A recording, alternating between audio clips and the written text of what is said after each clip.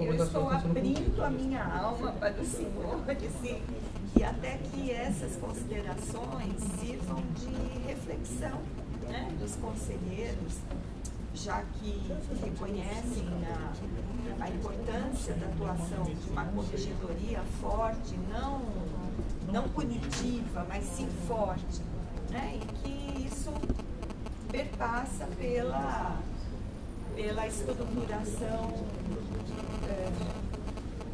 mais eficiente, não é, da corregedoria. Para finalizar mesmo a questão, sem medo de ser enfadonho, mas assim, eu me sinto absolutamente responsável e eu sou legalmente, mas eu digo moralmente, pela confirmação e análise dos defensores do estágio probatório. Como o Bessa colocou, assim, há vários apontamentos no do Vinícius que existem em outros estágios probatórios. Eles não são hábeis, é claro, para não confirmar, mas são, dentro do que a gente pensa, eu queria externar que eles são de fato importantes e que não é porque você vai ser confirmado, Vinícius, que vamos deixar de cuidar dessas questões de semântica, de palavra, que todos nós erramos, mas que é extremamente importante. Não é para deixar de confirmar, mas é extremamente importante, como até o Renato colocou, a nossa atualização constante, porque não há educação sem a vontade do educando. Isso não existe em nenhum lugar do mundo, né? Então, vamos aí nos atentar a isso e sempre buscar a nossa evolução profissional e intelectual como dever funcional. Conselheiros, se sentem habilitados para iniciarmos o processo de votação? Então, em votação, se estiverem de acordo com o voto da relatora, vão permanecer como estão, considerando que, ao permanecerem como estão, estarão confirmando o colega. Os que não quiserem a confirmação do colega e forem acolher a sugestão da corregedoria de prorrogação, façam algum gesto corporal. Não, é porque na semana passada nós tivemos intercorrência em relação ao processo de votação. Está claro? Então, em votação, se estiverem de acordo com o voto da relatora, permaneçam como estão. Então, aprovado o voto da relatora, por unanimidade, confirmando o colega Vinícius da Paz Leite na carreira. Processo CGD-PKF. Olha, a gente tem 1h25, porque hoje à tarde a gente tem um extraordinário para avançar aqui. Confirmação. Então, eu já estava chamando justamente o 70/2011 do Renato Oliva Monteiro. Com a palavra, Bessa. Interessada Renato Oliva Monteiro, processo 070 de 2011. Estágio probatório, quinto relatório semestral, quinto e último relatório semestral, defensor encontra-se lotado na Regional Norte e Oeste da capital, Unidade Santana. A avaliação da coordenadoria regional apontou na maioria dos itens o conceito ótimo. A avaliação da CAEP não houve apontamentos que comprometessem o trabalho da defensora, apenas erros de digitação. O parecer da corregedoria é pela confirmação da defensora na carreira de defensor público. Preenchidos os requisitos do artigo 101 da Lei Orgânica da Defensoria, bem como o artigo 3º da Deliberação 50 de 2007, voto pela confirmação da interessada na carreira de defensor público. Discussão. Em votação, se estiverem de acordo com o voto do relator, permanece como estão. Aprovado, nos termos do voto do relator. Processo CGD-PKF 60/2011, interessada Marina Costa Carvalho Silva. Vou falar da Bessa. Interessada Marina Costa Craveiro Silva, defensora pública lotada na Regional de Guarulhos, 14ª Defensoria Pública. É o quinto relatório semestral, referente a estágio probatório. A avaliação da coordenadoria regional apontou na maioria dos conceitos avaliados o conceito bom. A avaliação da CAEP destacou a presença de jurisprudência, boa escrita, argumentação jurídica, sem apontamentos que comprometessem o seu trabalho. O parecer da corregedoria foi pela confirmação da defensora pública na carreira. Preenchidos os requisitos do artigo 101 da Lei Orgânica da Defensoria, bem como o artigo 3º da Deliberação 50 de 2007, eu voto pela confirmação da defensora Marina Costa Craveiro Silva na carreira de defensor público. Em discussão, em votação, se estiverem de acordo com o relator, permaneçam na comissão. Aprovado o voto do relator por unanimidade, confirmando a colega Marina Costa Craveiro Silva na carreira. Processo CGDPKEP 61/2011, interessado Marina Neves de Campos Melo. A palavra ao relator Rafael Bessa. Interessada a defensora pública Marina Neves de Campos Melo, processo 61/2011. A defensora está lotada na Regional Criminal da Capital, 17ª Defensoria da Unidade Varas Singulares. É o 5º relatório semestral e último. A avaliação da Coordenadoria Regional apontou, na maioria dos itens avaliados, o conceito bom. A avaliação da CAEP também destacou a boa escrita e argumentação jurídica, com farta citação doutrinária e jurisprudencial, sem qualquer apontamento. O parecer da Corregedoria foi pela confirmação da defensora pública na carreira. Preenchidos os requisitos do artigo 101 da Lei Orgânica da Defensoria e o artigo 3º da Deliberação 50 de 2007, voto pela confirmação da defensora pública. Em discussão, votação, se estiverem de acordo, permaneçam como estão. Aprovado por unanimidade, voto do relator, confirmando o colega na carreira. Processo 74/2011, interessada Simone Lavelli Godoy de Oliveira. Interessada a defensora pública Simone Lavelli Godoy de Oliveira, processo 74 de 2011, defensora lotada atualmente na unidade Praia Grande, regional de Santos, referente ao 5º relatório semestral e último do estágio probatório. Avaliação da Coordenadoria Regional, tanto da Coordenadoria Regional Central da capital, quanto da Coordenadoria Regional de Santos, apontaram conceitos bons e ótimos nos itens avaliados. A avaliação da CAEP destacou a presença de jurisprudência, boa escrita e argumentação jurídica. Houve apenas 2 apontamentos com relação à utilização da Lei 1060 para invocar as prerrogativas institucionais e a não indicação da defensoria ocupada. No entanto, os apontamentos não prejudicaram a qualidade do trabalho desempenhado pela defensora pública. O parecer da Corregedoria foi pela confirmação da defensora na carreira, preenchidos os requisitos do artigo 101 da Lei Orgânica da Defensoria, bem como o artigo 3º da Deliberação 50 de 2007, voto pela confirmação da defensora Simone Lavelli Godoy de Oliveira na carreira. Em discussão, em votação, se estiverem de acordo com o voto do relator, permaneçam como estão. Então, aprovado o voto do relator por unanimidade, confirmando a colega Simone Lavelli na carreira.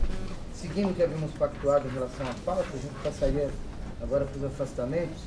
Primeiro processo 01/2014, interessado Leandro de Castro Silva. O assunto é o pedido de afastamento parcial para cursar as disciplinas Orçamento e Finanças Públicas e Orientação Monográfica no curso de mestrado, no período de 5 de fevereiro a 11 de junho de 2014. Bem, processo STP1/2014, interessado Leandro de Castro Silva. Senhor presidente, senhoras e senhores conselheiros.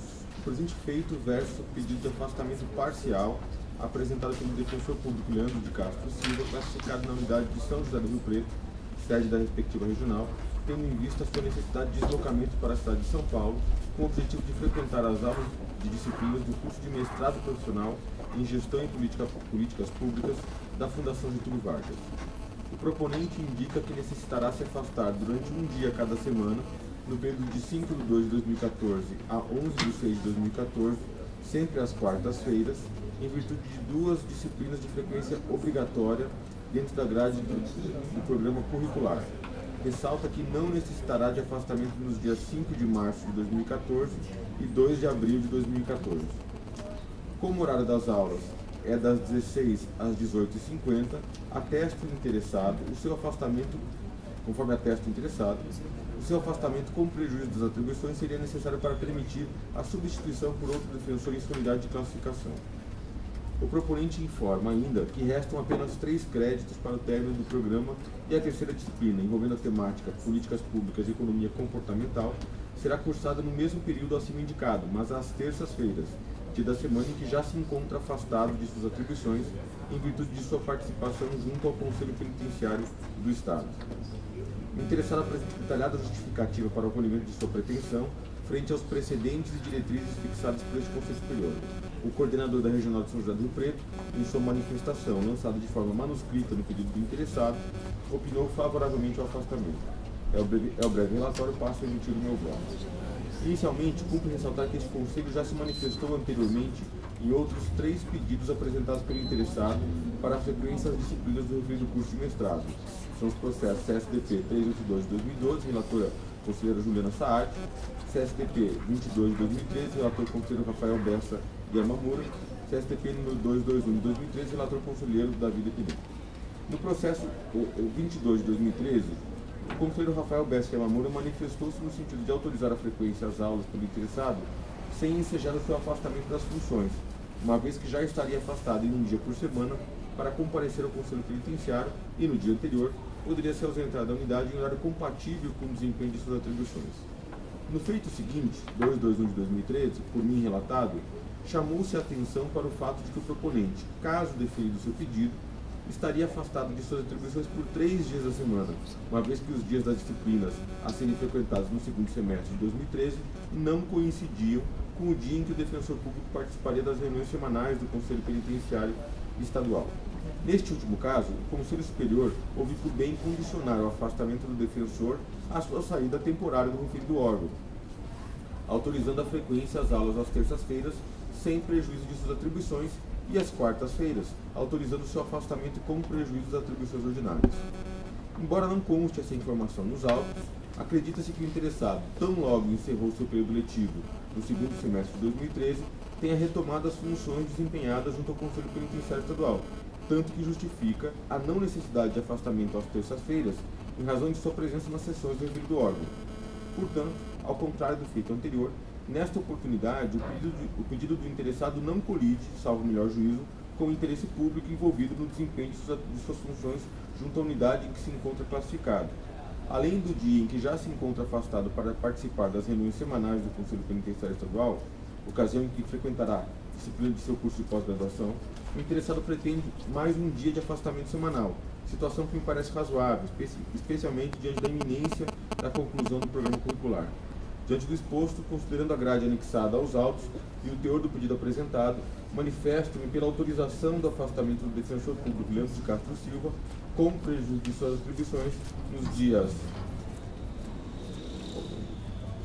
5/2, 12/2, 19/2, 26/2, 5/3, 12/3, 19/3, 26/3, 9/4, 16/4, 23/4, 30/4, 7/5, 14/5, 21/5, 28/5, 4/6 e 11/6. Todos de 2014. Como voto. Consta aí no processo qual é o término do mandato do colega? Não consta. Também, isso não consta nem nos autos quando ele voltou, quando terminaria. Não tem nenhuma informação sobre isso. Quero lembrar que foi essa discussão nesse processo que originou aquele nosso pedido de inserção no portal. Estou olhando o portal. Semana passada o Patrick esteve aqui, a discussão foi feita também, o Renato acho que reiterou. Estou vendo aqui no portal que por enquanto essa informação no núcleo de situação carcerária Eu não tenho nem informação de quando começou o mandato dele como conselheiro estadual. Quer dizer, a gente pediu para constar o mandato e a gente continua. Isso aí. Davi, no outro pedido, ele tinha um afastamento para participar desse conselho e ele queria mais 2 dias. Na verdade, ele pedia mais um dia e o outro ele falava que frequentaria sem necessidade de afastamento, só que era um dia no meio. Então, ele estaria afastado os 3 dias. Nesse, ele já está afastado um dia automaticamente pelo conselho e é mais um dia. Como a disciplina é no horário na quarta-feira, dia seguinte do conselho, das 16h30 às 19 horas, alguma coisa assim, aí de fato não é possível só autorizar a frequência, tem que afastá-lo. Né? Ele teria que ficar ausente o dia inteiro, é isso? O dia inteiro, exatamente. Então, mas tem que fazer o dia inteiro, porque até 5 horas semanais ele entraria na deliberação que trata do afastamento, da autorização da corregedoria. Mas ele né? tem a matéria do dia anterior à noite. Porque o que acontece? Ele vai estar, na terça-feira, ele já está afastado pelo Conselho Penitenciário. E o Conselho Penitenciário se reúne na parte da manhã. E ele faz uma matéria à noite na terça-feira. É aqui? Aqui na GV. E aí na quarta-feira ele faz 2 matérias na parte da tarde, que se prolonga até a noite. Então não teria como ele voltar para São José do Rio Preto e retornar para cá para... não vejo outra saída. Agora, ao contrário do anterior, esses são 2 dias que ele vai ficar afastado por semana. No anterior seriam 3 dias que ele ficaria afastado, por isso que a gente condicionou a saída do conselho. Mas ele também não informou se saiu. Ele está no conselho? Não, ele fala que está no conselho, mas... Continua no conselho. ele fala que está no conselho. Eu não tenho nenhuma informação por quanto tempo que ele ficou fora do conselho Isso não tem informação. Só observação, a Sara aqui conseguiu levantar o mandato do Leandro no conselho vai até abril de 2015, iniciou em abril de 2011, então ele deve ter sido reconduzido. Propriamente o mandato, isso talvez seja devesse ser objeto de reflexão, se esses postos não devem também circular, enfim.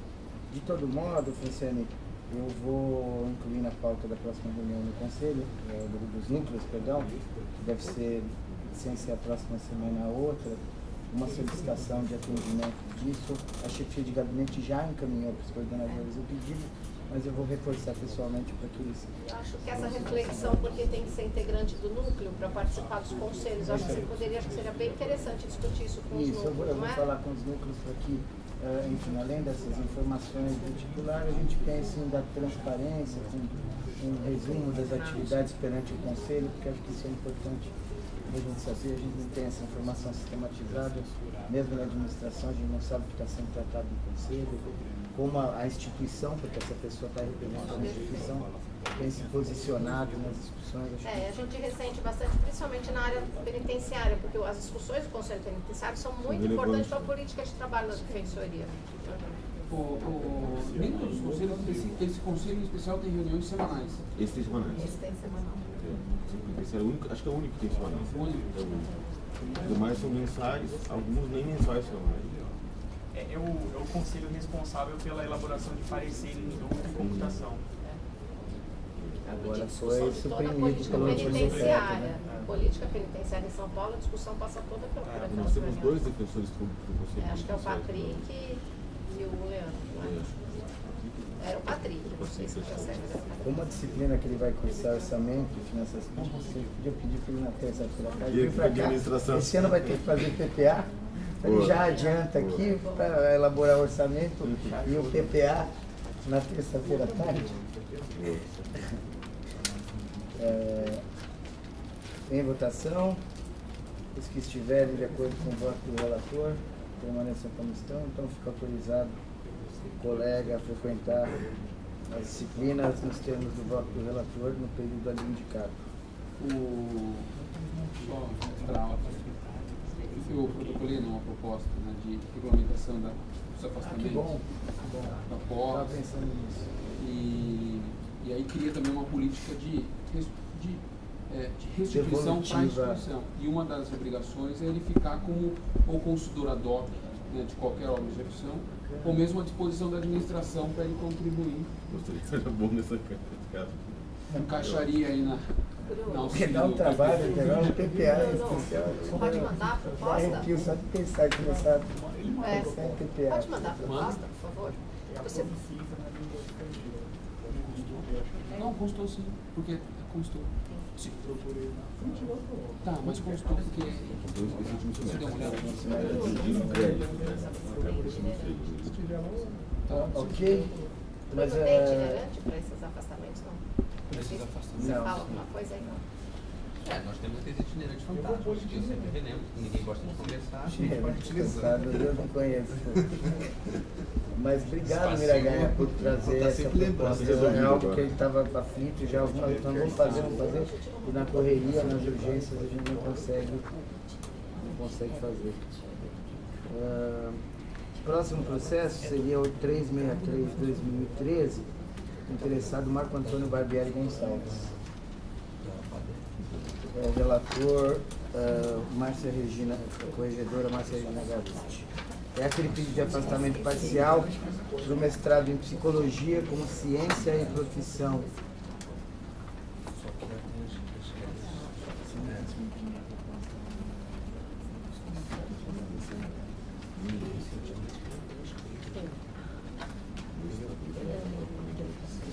Trata-se de pedido de afastamento parcial apresentado pelo agente de defensoria e psicólogo Marcos Antônio Barbieri Gonçalves, lotado na Regional de Campinas, para participar do curso de pós-graduação estricto sensu, denominado Mestrado em Psicologia como Ciência e Profissão, junto à PUC de Campinas, no período de fevereiro de 2014 a dezembro de 2015, sendo a carga horária semanal, as disciplinas e os dias variáveis durante os semestres. Nesse primeiro semestre, a participação se dará da seguinte forma: terças-feiras, das 10h45 às 12h25, quartas-feiras, das 8 às 10h45, das 13h15 às 16 horas, e quartas-feiras, 16 horas às 18h45. Portanto, terça de manhã e quarta-feira o dia todo. Nos demais semestres, segundo o interessado, embora variável o horário, a sua carga tende a diminuir, conforme a realização dos créditos no sistema progressivo, conforme o quadro de folhas 4. O requerimento vem instruído com o resultado do processo de seleção, sendo que o interessado fora aprovado com a estrutura curricular do programa, folhas 15 seguintes, e com o anteprojeto de pesquisa, que ele junta as folhas 21 seguintes. Houve a concordância dos defensores públicos, Dr. Leandro de Março Barreto, coordenador regional, e do colega Juliano D'Andrea, que é o coordenador do campo da mesma regional. Ainda a coordenadora auxiliar geral de administração, Cristina Victor Garcia, manifestou concordância com o pedido, mas com a condição de renúncia à percepção de eventuais diárias, folhas 43. Diante disso, o interessado foi instado a se manifestar e renunciou expressamente a esse recebimento. Eis o relato do necessário. Passo ao voto. A deliberação 183/2010, em sua redação atualizada, estabelece os requisitos que devem estar presentes no pedido de afastamento apresentado por servidor da Defensoria Pública do Estado. A saber, aí os senhores já conhecem os requisitos, permito-me superar essa leitura. Da análise dos autos, verifica-se que o requerimento veio acompanhado do prospecto do curso, com as possíveis datas e horários, e do conteúdo programático, detalhamento sobre os objetivos, justificativa e conteúdo do programa. A justificativa do interesse na participação do curso, em face dos fundamentos e atribuições institucionais, mostrou-se adequada, visto que, relacionado com a questão da intervenção da Defensoria Pública nos casos de dependência química, especialmente acerca do complexo tema da internação compulsória, trazendo ao debate as vicissitudes dos dependentes sob uma perspectiva psicojurídica. Houve manifestação favorável do coordenador e a coordenadora auxiliar de administração autorizou o afastamento. Portanto, o interessado cumpriu devidamente os requisitos previstos na deliberação e o pedido está apto a ser apreciado por este Conselho e, no meu entender, deferido. Por isso, voto pelo deferimento do pedido de afastamento parcial formulado pelo agente de defensoria Marcos Antônio Barbieri Gonçalves, no período de desenvolvimento do respectivo programa de mestrado. Tem discussão? Qual que é a unidade dele? É regional de Campinas, onde ele exerce um trabalho muito interessante, especialmente na unidade de Vila Mimosa, com dependentes químicos. E o curso...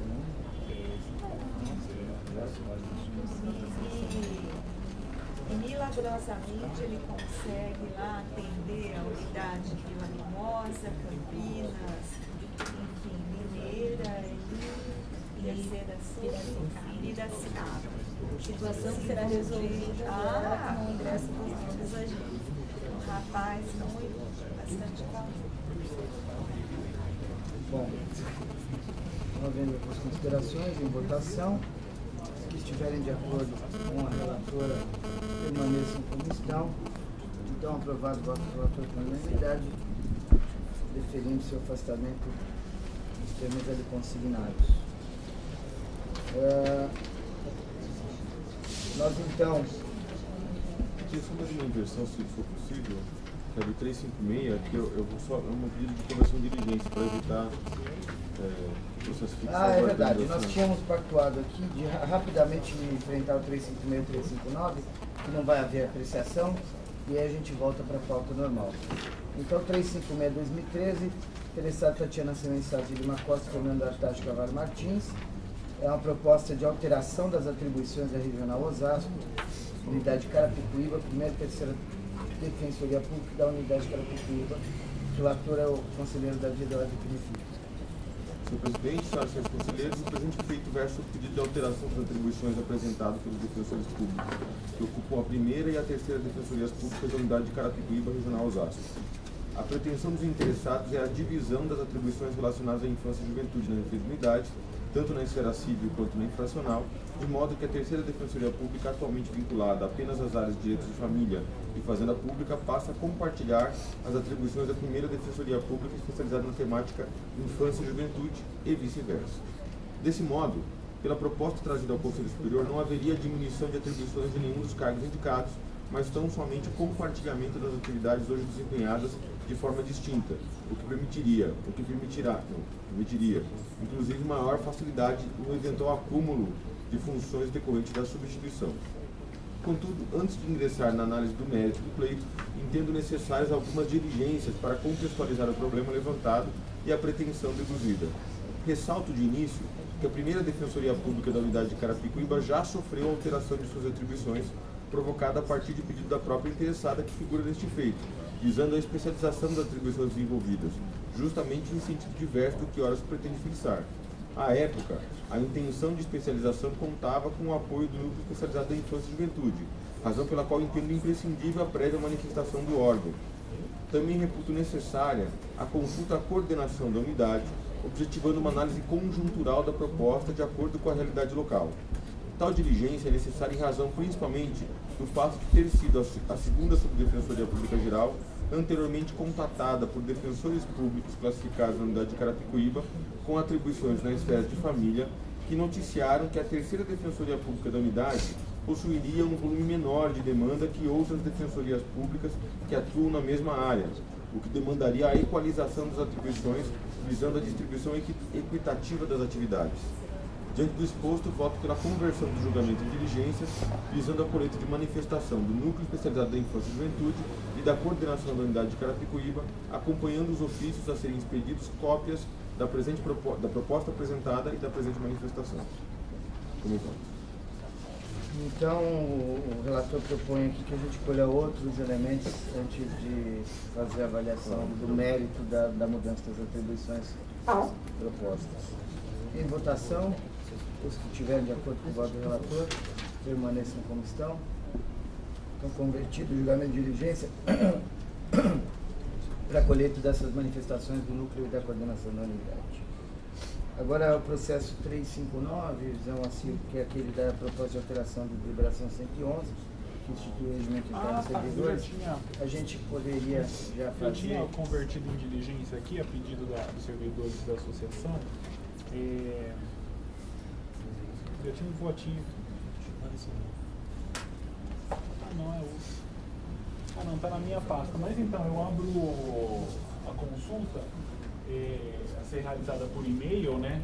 Encaminhado por e-mail, no prazo aí de 15 dias, que foi o que me pediu, porque a associação tá com vários assuntos e pediu esse prazo. Eu achei por bem deferir. Ok. Então, conselheiros, essa é aquela proposta de alteração do regimento. Como eu disse aqui no início da sessão, já houve consulta pública, inclusive sobre a distribuição, mas acho salutar, principalmente se há um pedido para nova consulta pública diante da proposta da administração. Eu pessoalmente não vejo óbice, quanto mais a gente democratizar, melhor. O que a gente solicitou, e aí se há um diálogo do relator também com a presidente da associação, é que também houvesse uma manifestação analítica da associação, uma tomada de posição em relação aos pontos. Não sei se ela trouxe isso, espero que na consulta pública venha, porque senão a gente fica discutindo em tese e a gente não sabe direito qual é a expectativa e os anseios, que acontece algumas vezes. Eu até conversei com ela, falei assim, na medida do possível, que ela possa sintetizar dentro de um quadro dessa maneira o posicionamento da carreira e apresentar uma contraproposta aqui para o Conselho do que acha importante. Eu acho que vão ter alguns pontinhos aí para a gente discutir, como condução da viatura, que é um ponto sensível que a associação traz, que eu tenho uma posição muito clara sobre isso. Mas acho que a proposta é bem tranquila, ela já foi construída de uma forma muito participativa. Eu já estava dando voto e é um acerto pontual também, eu não vi nada. Mas é importante a gente consolidar isso logo também, porque a gente está incorporando servidores e é bom que eles tenham clareza do estatuto deles também. Eu não vi nenhum problema na proposta. Então, o relator propõe a conversão do julgamento em diligência para que se abra uma consulta pública para recebimento de manifestações sobre a proposta de alteração no prazo de 15 dias. Os que estiverem de acordo com o voto do relator permaneçam como estão. Então, convertido em diligência para abertura de consulta pública, e a gente faz pela Secretaria esse comunicado e abre os 15 dias. Se a gente conseguisse já fazer hoje o comunicado, é bom porque a gente em 2 semanas, ou melhor, daqui a 3 semanas, a gente vai ter a condição de trazer para a pauta.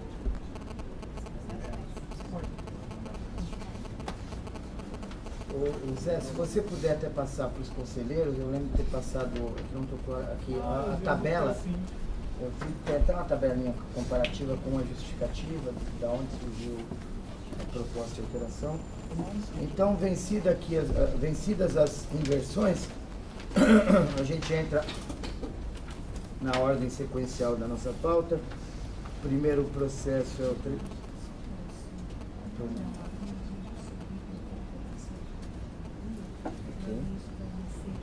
Tá ótimo. A conselheira corregedora avisa que vai se ausentar e substituída pelo corregedor assistente. Obrigado, Márcia. Então, voltando aqui para a ordem sequencial, na ordem do dia a gente teria o processo 357/2012, que está atrelado, como a gente já está prorrogando para análise conjunta, embora ele não se relacione com a proposta de alteração da 111, e o conselheiro está de férias, fica prorrogado também o 357/2012. Em seguida, processo SDP 32/2013, interessado Luiz Eduardo Toledo Coelho, assunto proposta de edição de deliberação disciplinar sistemática indenizatória das atividades de especial dificuldade. Relator conselheiro Luiz Gustavo Fontanete Alves Silva, que já proferiu seu voto, com um pedido de vista da terceira subdefensora pública geral, Juliana Saad, que tem a palavra. Eu só, Sara, acabei de te enviar, se puder encaminhar para os senadores. Querem que aguarde ou posso já? Não, pode. Senhor presidente, conselheiros e conselheiras. Trata-se de proposta que visa reconhecer o caráter indenizatório das seguintes gratificações pelo exercício de atividades reconhecidas como condição de especial dificuldade. 1, decorrente da localização. 2, decorrente da natureza do serviço. Em consequência, postulo o afastamento das verbas indenizatórias do limitador constitucional, artigo 37, inciso 11 da Constituição Federal. A proposta, folhas 3 a 15, foi acompanhada de documentos, folhas 16 a 23. Distribuído o feito, o ilustre relator proferiu o voto de folhas 27 a 48, 27 a 48, no qual afasta a possibilidade de reconhecimento na esfera administrativa do caráter indenizatório de quaisquer verbas. Afirma, contudo, a possibilidade de que as verbas pagas pelo exercício do que conceitua como serviços extraordinários, muito embora sejam inseridas no limitador constitucional, não se somem com a remuneração do mês em que se realiza. Propõe, portanto, a alteração da deliberação 109 para a inclusão de tal previsão, adequando sua forma de pagamento. Passo de início a ressalva de que passarei a referir-me à deliberação CSDP 286, entendendo que, tendo revogado e substituído a anterior deliberação 109, a ela se dirige a presente proposta. Adoto, no mais, o relatório de folhas 27 a 30 e compartilho do entendimento do relator no que toca à impossibilidade de se reconhecer administrativamente o caráter indenizatório das gratificações estabelecidas na deliberação 286. Com efeito, as razões expostas contêm sólidos fundamentos para o afastamento dessa pretensão, de modo que, a fim de evitar repetições desnecessárias, acompanhe integralmente o quanto deduzido a folhas 31 e 34. De outra parte, registrando meu respeito ao raciocínio jurídico desenvolvido no voto, entendo que não prospera a sugestão de adequação na forma de pagamento da gratificação por atuação em plantão judiciário ou por outras atividades realizadas aos finais de semana. De fato, uma vez reconhecida a premissa de que as gratificações da deliberação CSDP 286 não ostentam natureza indenizatória, conclui-se inafastavelmente que o teto constitucional previsto no artigo 37, inciso 11, não comporta a subdivisão pretendida pelo relator. O texto constitucional no que pertine assim dispõe. Artigo 37. A administração pública, direta e indireta de qualquer dos poderes da União, dos Estados, do Distrito Federal e dos municípios obedecerá aos princípios da legalidade, pessoalidade, moralidade, publicidade e eficiência, também ao seguinte. Inciso 11.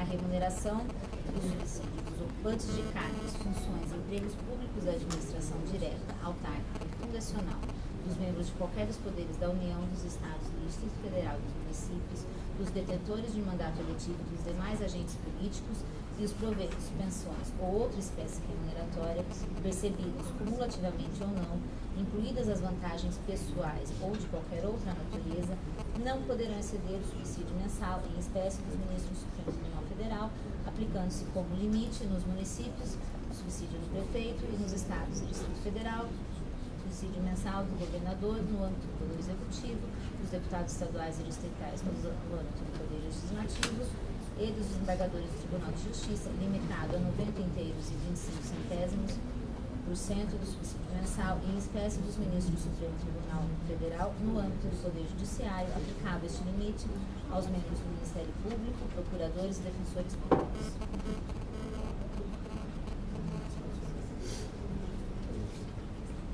Parágrafo 11. Não serão computadas para efeito dos limites remuneratórios de CAPT, inciso 11, do CAPT deste artigo, as parcelas de caráter indenizatório previstas em lei. Ademais, o artigo 4º da Emenda Constitucional 47 de 2005 estatua o seguinte: enquanto não editada a lei a que se refere o parágrafo 11 do artigo 37 da Constituição Federal, não será computada para efeito dos limitadores, dos limites remuneratórios de que trata o inciso 11 do CAPT do mesmo artigo, qualquer parcela de caráter indenizatório, assim definida pela legislação em vigor na data da publicação da Emenda Constitucional 41 de 2003. Desse modo, e como bem percebeu o relator, a ausência de lei retira a premissa lógica que embasa a sugestão da deliberação proposta. A extensão de direitos sociais aos servidores públicos, por não ser suficiente para lhes conferir a natureza indenizatória, impede seu cúmplice para além do teto do mês de referência ou de realização da atividade. Vale lembrar, a propósito, que a própria Constituição impõe a observância do teto nos casos em que admite a acumulação de cargos públicos, situação que, com maior razão fática, autorizaria, na linha do raciocínio desenvolvido pelo relator, uma remuneração global superior ao teto. A exclusão do adicional de férias ou do 13º salário do limitador, aqui tem um equívoco de redação, não pode justificar a deliberação proposta. Nesses casos, a própria natureza da verba permite que elas não se somem, para fins do limitador, à remuneração do mês de pagamento, enquanto, nos termos da proposta, busca-se contornar o teto remuneratório com base na extraordinariedade do serviço, invocando, inclusive, o artigo 85 da Lei Complementar 988 de 2006. Tanto assim que, no acréscimo de férias e no 13º salário, não há serviço extraordinário a justificar o ponto separado das verbas. Há, ao contrário, verbas percebidas sem a realização de qualquer atividade, férias e 13º, o que demonstra a impropriedade de se vincular a superação do teto com a realização de atividades fora do horário natural de trabalho. E o próprio CNJ, simultaneamente à edição da resolução número 14, suscitada no voto, promulgou a resolução número 13, ambas de 21 de março de 2006, que assim determina. Resolução número 13. dispõe sobre a aplicação do teto remuneratório funcional e do subsídio mensal dos membros da magistratura. O artigo 7º estabelece: não podem exceder o valor do teto remuneratório, embora não se somem entre si nem com a remuneração do mês em que se der o pagamento, 2 pontos, adiantamento de férias, 13º salário e terço constitucional de férias. Resolução número 14 dispõe sobre a aplicação do teto remuneratório constitucional para os servidores do Poder Judiciário e para a magistratura dos estados que não adotam o subsídio. O seu artigo 3º estabelece: não podem exceder o valor do teto remuneratório, embora não se somem entre si, nem com a remuneração do mês em que se der o pagamento, adiantamento de férias, 13º salário, terço constitucional de férias, trabalho extraordinário dos servidores. De acordo com as resoluções do CNJ, o fator que autoriza a regulamentação distinta é o pagamento por subsídio ou não.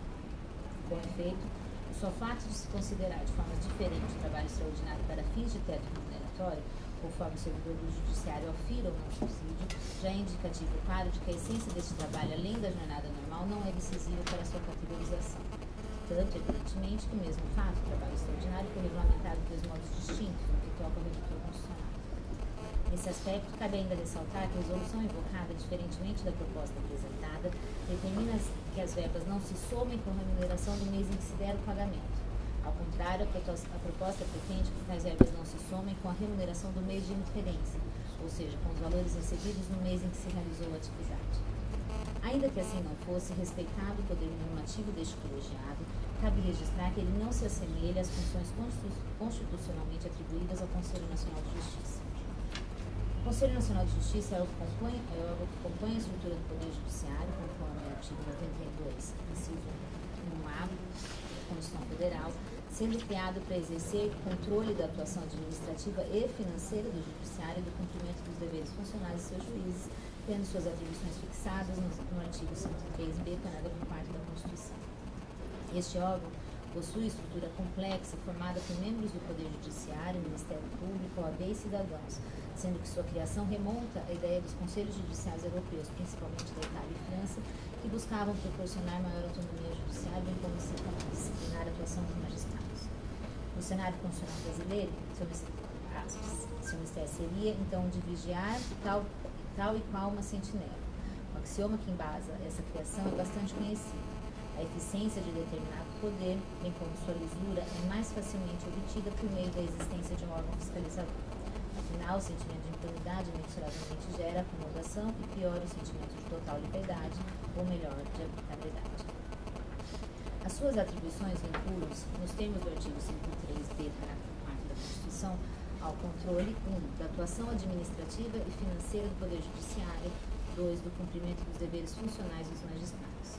Destaca-se o inciso 2 desse dispositivo: zelar pela observância do artigo 37 e apreciar de ofício ou mediante provocação a legalidade dos atos administrativos praticados por membros ou órgãos do Poder Judiciário, podendo desconstituí-los, revê-los ou fixar prazo para que se adotem as providências necessárias ao exato cumprimento da lei, sem prejuízo da competência do Tribunal de Contas da União. Percebe-se o amplo espectro de atribuições conferidas ao CNJ pelo Constituinte Informador. A ele foi incumbida a tarefa de aferir a legitimidade de todos os atos emanados do Poder da República, figurando inclusive como órgão autônomo dentro do Poder Judiciário. Tanto que o próprio texto constitucional previu a competência originária do STF para julgar as ações contra o CNJ, a revelar a elevada carga normativa que emana deste colegiado. Em certa oportunidade, inclusive, o STF reconheceu a validade de normatização geral e abstrata realizada pelo CNJ. Aí eu relaciono alguns precedentes. Administração pública, vedação, nepotismo, necessidade de lei formal, inexigibilidade, proibição que decorre do artigo 37 caput da Constituição Federal. Embora restrita ao âmbito do Judiciário, a Resolução 7 de 2005 do CNJ, a prática do nepotismo nos demais poderes é ilícita. A vedação do nepotismo não exige a edição de lei formal para proibir a prática, proibição que decorre diretamente dos princípios contidos no artigo 37 caput da Constituição Federal precedentes. Em realidade, a jurisprudência do STF vem chancelando atos emanados do CNJ e reconhecendo suas competências. A Resolução 10 de 2005 do Conselho Nacional de Justiça aplica um novo precedente, consubstancia norma proibitiva em sido direta e imediatamente no patrimônio dos bens juridicamente tutelados dos magistrados que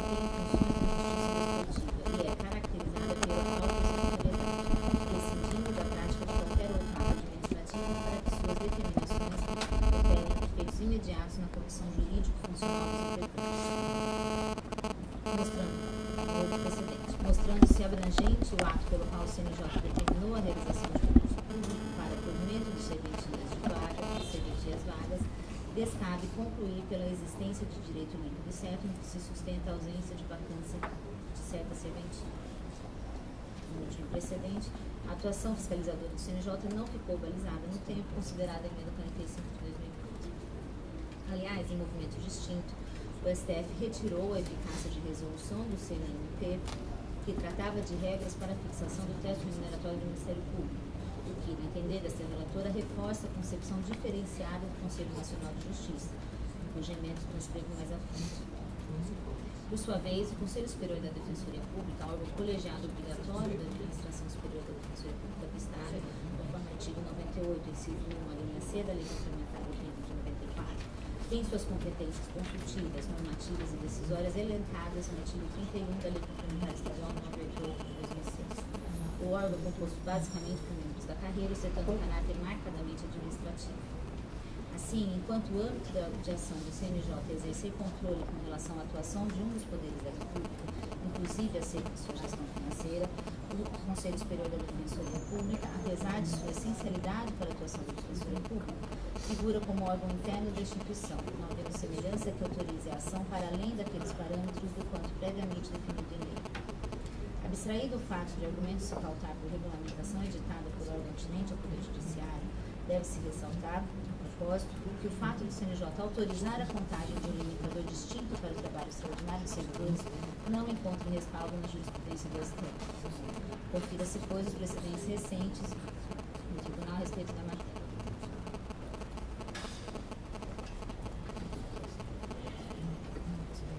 Registre-se que a norma do artigo 37, inciso 11 da Constituição Federal, com a redação dada pela emenda 41 de 2003, é auto-aplicável. Julgamento de 2012, 14 de 2 de 2012.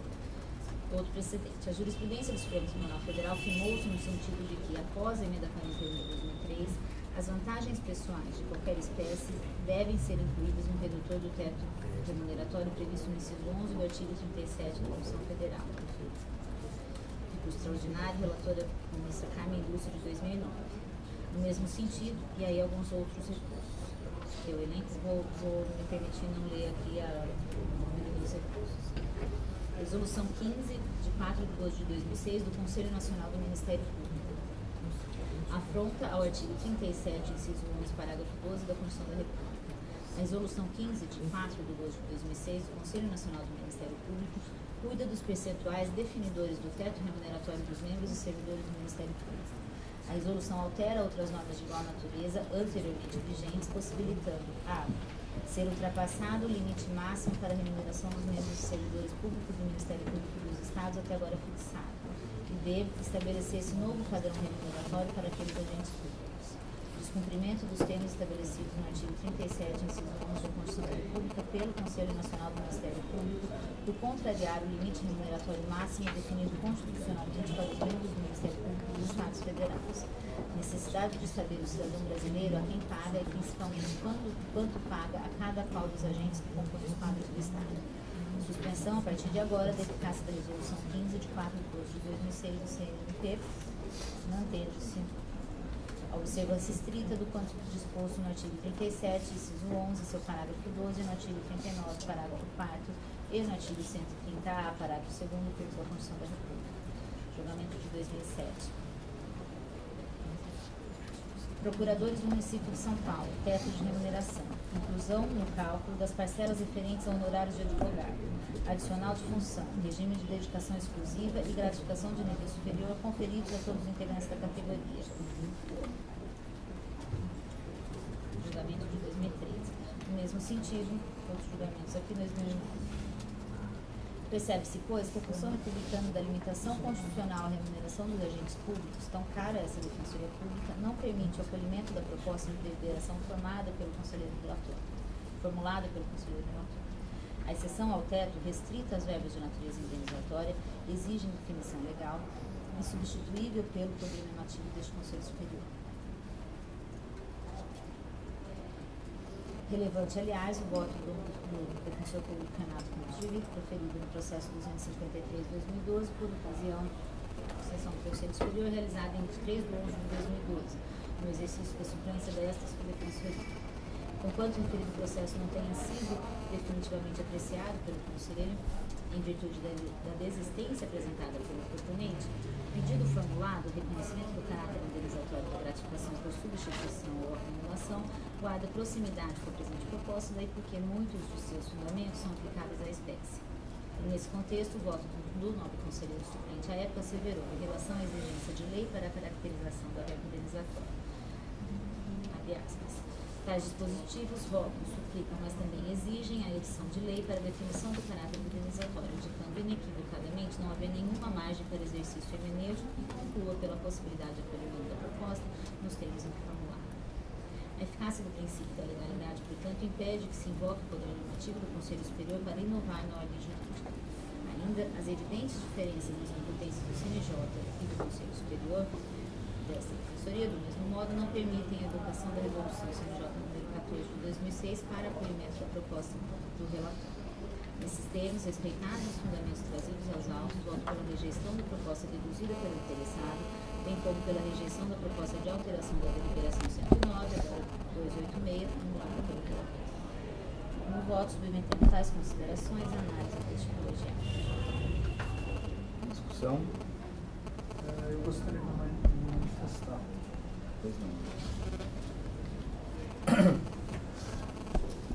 Bom, primeiro, dizer que eu acho que a conselheira Juliana não entendeu, de certa forma, o teor do meu voto, o teor da minha proposta, porque na verdade ela não visa burlar o teto constitucional, mas sim aplicá-lo da forma como a própria Constituição o faz e como a Defensoria Pública já vem fazendo com relação ao 13º e ao um terço constitucional de férias, que na essência são direitos sociais tanto quanto a remuneração pelo serviço extraordinário previsto no artigo 7º da Constituição e estendido aos servidores públicos pelo artigo 139. Entendo que o CNJ tem uma configuração diversa da do Conselho Superior da Defensoria Pública, porém, o fato do Conselho Superior da Defensoria Pública não ter uma representatividade nacional e uma configuração, uma composição com entidades externas, não retira o fato de que a própria lei que advém da Assembleia Legislativa e dos representantes populares ter concedido a esse Conselho o poder normativo interno da Defensoria Pública. Nesse sentido, não me parece que esse argumento sirva para obstacularizar a proposta. E, por fim, também apenas como manifestação,